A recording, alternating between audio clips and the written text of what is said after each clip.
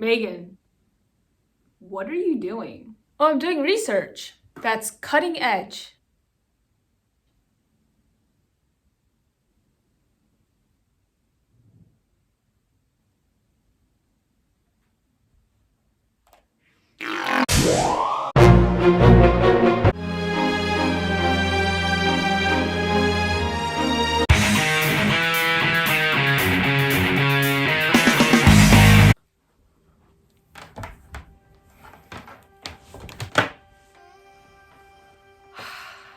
I remember when I was entering college or, going on those really fun college tours. And every time I would go to a tour or meet with a counselor, everyone, the counselor, the students, the tour guides, everyone and their mom and father would always say that this is the place to do research. This is one of the top institutions of research throughout the world. Everyone does research here. 105% of all the undergraduates do research at this institution. And research is going to be one of those amazing things that you do during your undergrad time here at this college. And I remember thinking as, a high school student, like, what exactly is research? What are these people researching? And I never did research in high school. When I was in high school, to be honest, I spent most of my time like playing soccer probably. And I never had exposure to research in high school. And when I came to college, I didn't know how to navigate this foreign land of research, and everything was just very foreign and unfamiliar to me. It took me forever to figure out what a PI was. Like, I remember being at a few meetings and hearing PI repeated over and over again. I remember thinking, are they talking about isoelectric points? So I had to pretty much figure out all this stuff, and I had to essentially research. So as you probably have figured out from the title of this video, today I'm going to be talking about how to make bread. No, today I'm going to be talking about all the things that I learned during my time as an undergrad navigating this foreign land of research, and talk about why I think research is important and how you can get started. So before we get started, I was just thinking of this really funny story today. Well, it's not really that funny, but I thought it was funny at the time. When I was in undergrad, I was visiting SF, so San Francisco, with my friend, and we were trying to order hamburgers, right, at this food truck. And I went up to the food truck guy and I saw this poster sign that said veggie burger, and it looked really good. It looked super juicy and it had all these vegetables and, stuff that goes in a veggie burger. And because it's a veggie burger, the patty isn't beef. Like, it's not made from actual meat. It's made from Boca burgers or, black bean burgers. But I'm not a vegetarian. I mean, I don't have anything against vegetarians. I just don't. So I went up to the guy, the food truck guy, and I said, hey, can I have your veggie burger? But can I swap out the Boca burger for an actual meat patty? And the guy was like looking at me like I was crazy, and he thought that was really weird. And we went back and forth for like 5 minutes because I was trying to explain to him that I want the veggie burger, but I don't want the veggie patty. And he couldn't understand that. He was so confused why I was ordering a veggie hamburger, but I didn't want the veggie patty. And I explained to him, well, it's because I want all the toppings of the veggie hamburger. Like, I want the mushrooms, the onions, the tomatoes, the onions, the lettuce, all the juicy vegetables, but I don't want the veggie patty. Like, I want the meat sustenance of a meat regular patty coupled with the vegetables of a veggie hamburger. And he just didn't get that. And the whole time I'm trying to explain to him for 5 minutes, my friend is just behind me cracking up. Comment down below if you can relate. So one of the first things I wanted to cover in this video is why I think that research is important. And to be honest, I think that research is probably one of the most meaningful or rewarding extracurricular activities you can do as an undergrad. And I don't mean necessarily that you have to do research as an undergrad to have a fruitful or meaningful undergrad, but I definitely think that if you're on the fence about doing it, you should definitely give it a shot. The first reason why I think that research is important as an undergrad or meaningful is that it gives you the opportunity to solve a long-term project. With this first point, I just want to quickly point out the difference that I see between class projects and undergraduate research projects. Take your classes, for example. The max that your class project will last is probably the span of the class itself. So that's around 5 or 6 months. But I kind of see these class projects as box projects because there already exists some sort of answer key to this project. There's probably a set of test cases already there for you to pass. And if you Google that class project, you will probably find a past year solution to that project somewhere on GitHub. But in contrast, take an undergraduate research project. There could be a solution to your project or there could not be a solution. And if there is, it can take you a long time to arrive to that solution. There's a lot of uncertainty involved, and in my opinion, that's what makes it most exciting. Like, you don't want to keep answering questions that have already been answered, but instead explore a territory where no one else has gone before. It's an exploration into the what if, rather than an exploration into the what has already been done. Research projects are like defining a specific question or problem, and whatever that is, then you circumscribe it in this 10-mile radius around it and explore all that territory surrounding that one question that you've defined. For example, say we're really interested in the crispiness of McDonald's chicken nuggets. Our variables that we can explore could be the oil viscosity, the oil temperature, the oil bubbliness, the color of the oil, future work, oil types. Is olive oil, canola oil, butt oil, coconut oil? What is the best oil for maximizing our McDonald's chicken nugget crispiness? With class projects, you get your satisfaction from getting an A or a good grade. With research projects, you get satisfaction from answering an unanswered question. And with that, ultimately, getting good grades in school does not necessarily translate to your ability to problem solve and solve questions. And now the second point of why I think undergraduate research is important is that it allows you to practice thinking. Whoa.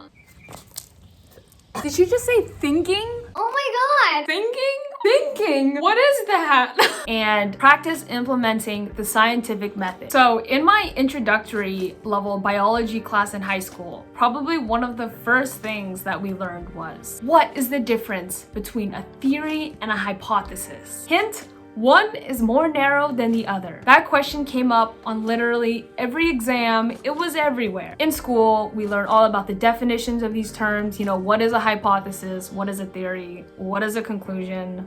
But essentially, it's not enough to just understand the definitions of these terms, but rather be able to apply these terms real time in a problem. Like, for example, we all know the definition of a hypothesis, and that's to make some sort of educated guess. But we all need to practice implementing what a hypothesis is in the context of our everyday lives to truly understand what a hypothesis is and the role that it has in solving our problems. So, for example, I hypothesize that if you don't like, comment, and subscribe right now to this channel, you're gonna miss out on a lot of great content in the future. Wow, that was great practice. I really know what a hypothesis is now. Stay tuned 1 year later to find out the results. So moving on to our third and final point of why I think undergrad research is somewhat important is that it gives you a lot of access to some interesting buildings at your school. So here, I'm joking, but I'm not. So most of the time, you're gonna need to be able to access your lab on the weekends or after hours or whenever you come into lab. So you'll probably have access on your ID card or your badge.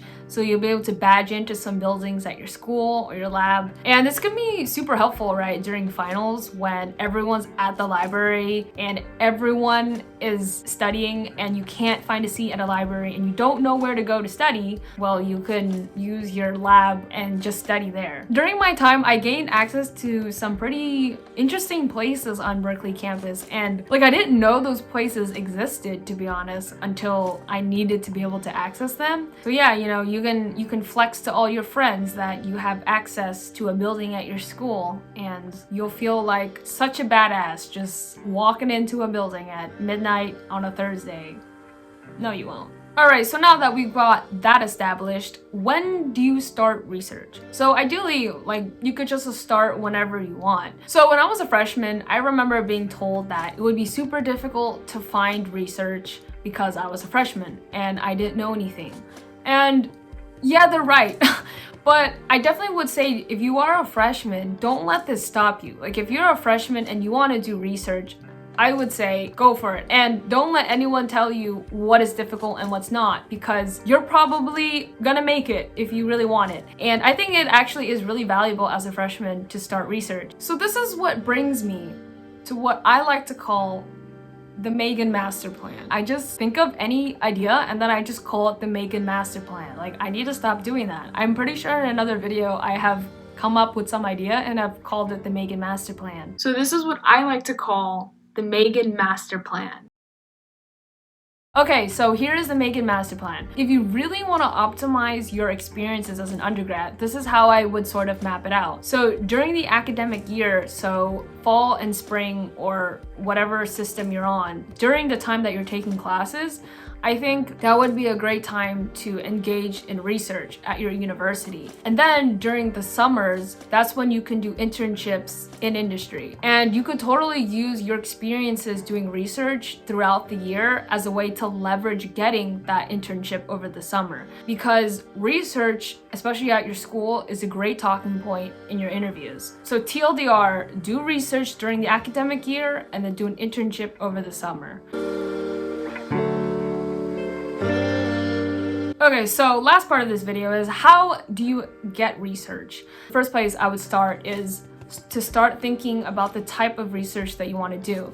And there's two considerations that I like to see this as, and it's think about the field of research and then the techniques that you're going to use within this field of research. So first, field. What is a field of research? Because when I was a freshman, if you told me look into a field of research, I wouldn't know what you're talking about. I would think, okay, field, is it like the soccer field? Are there touchdowns involved? Is there offside? So fields of research is basically like cancer research, molecular biology, public health, clinical research, economic research, math research, literally whatever subject that you can think of, there's probably research going on behind it. And you would probably discover your field that you're interested in probably from your classes. Okay, so the second consideration I mentioned are techniques. So techniques, what are techniques? So that's a good question, Megan. What is a technique? This may be a little bit less familiar to you, especially if you have no skills. I'm just kidding. So for example, PCR is a technique, programming, data analysis, cell culture, there's wet lab techniques where you're in a lab that has wet stuff, dry lab techniques, so techniques that are very dry, like computational techniques. So these are skills essentially that you use within your fields of research to solve your problem. Basically, in terms of techniques, try to think about what you're good at, what your skills are, and what you want to improve at. So if you're starting out, definitely try to figure out what your interests are and what your skills are and what you want to improve at. But one thing I want to point out before moving forward is to be very open-minded to the type of research opportunities that you may get or may be available to you. Instead of prioritizing specifically that field of research that you're super passionate about, I think it's more important to prioritize the setting that you're going to be in. Who are the people that you're going to be working with within that lab? What is the mentorship like? What kind of responsibility are you going to be given on these projects? And what are the skills are you going to be able to pick up? And so in the end, if you can't get that cancer research position that you really want, don't cry over spilled boba. Okay, so now what if you're like, Megan, but I don't know what I'm interested in and I have no skills. That brings me to the last part of this video, and it's the specific steps you can take if you're trying to get research. Let's start from the basics. What is the most minimalistic approach? So I would say the first thing you could do is start from the classes that you're taking. What classes are you taking? What are you learning? Do you like what you're learning? And what are the professors like? So say you're taking a bioengineering class, right? And you're learning about DNA origami. Super fascinating. You can't stop thinking about it. You wake up in the morning, you're like, oh my God, I cannot wait to do my homework for that bioengineering class because it has DNA origami on the problem set. First step, you've identified you like DNA origami and you think it's awesome. So the second step would be to go to office hours for that professor and confess your love of DNA origami to him and ask him what are the research projects that are currently surrounding DNA origami and how is his lab involved, and if there are open opportunities for those research projects to take on an undergrad, tell him, put me in, coach. Just keep in mind that there's always opportunities out there if you want to create them. All right, so second way that you can get research is through formal applications. So this can vary between undergrad institutions, but so at my school, they had this thing called URAP, URAP, and it stands for Undergrad Research Apprenticeship. Okay, yeah, so URAP is apparently also an Indonesian salad dish of steamed vegetables. That looks yummy. But I'm talking about the URAP, so Undergraduate Research Apprentice Program. So, wow, I was correct. They'll have an online database of just list of all of these open projects that are seeking undergraduates to help them for research. And you'll fill out an online application, and if I recall, you have to list classes that you took, your grades in them, your name probably. Oh, your motivation for that project specifically. So you do have to write a little bit of an essay surrounding why you're interested in that project. And then if they like you, they'll interview you. So I remember I was lying in bed one day as a freshman at Berkeley, and I was, scrolling through the database of open undergrad research positions thinking, could it be me? Anyway, I was scrolling through and I was reading the descriptions and I came across this really interesting one, right? And it was like random. It wasn't even bioengineering related. It wasn't really science related. It was math related. But I thought it was super cool how they were using mathematical modeling to solve economic problems. I actually found the description kind of amusing because in the description, the professor listed interested in undergrad students who have at least one A+ in a class at Berkeley. Way to eliminate 95% of the undergraduate population. Okay, so the third tip for getting these positions is to cold email. Brr! So cold emailing has actually worked for me probably somewhere between 0 and 100% of the time. So the things that you would like to include in this cold email is your name, your year, your social security number, what classes you've taken, what you like about their research specifically, and why it excites you. So ideally you would have read a few of their papers. The time commitment is really important to include. So the number of hours that you have available to come into lab per week.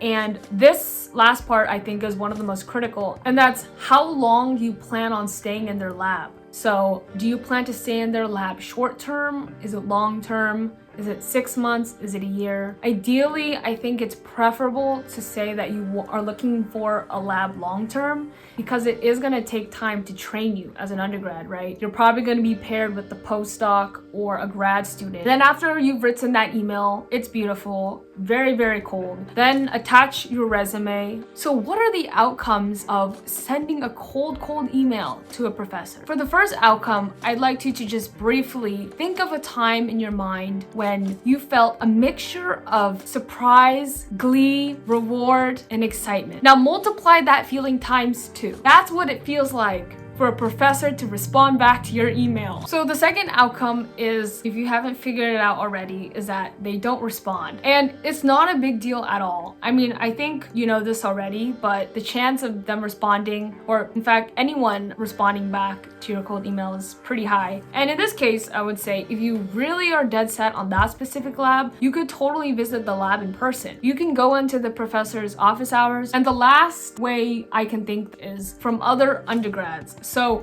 if there's a lab and say your undergrad friend is leaving the lab because they're graduating or because they're moving to another lab, you could totally talk to that person and also the mentor that undergrad is working under and ask if you can fill in that spot. All right, that's all I've got for this video. If you enjoyed what you liked in this, If you enjoyed what you saw in this video, thank you so much for listening to me.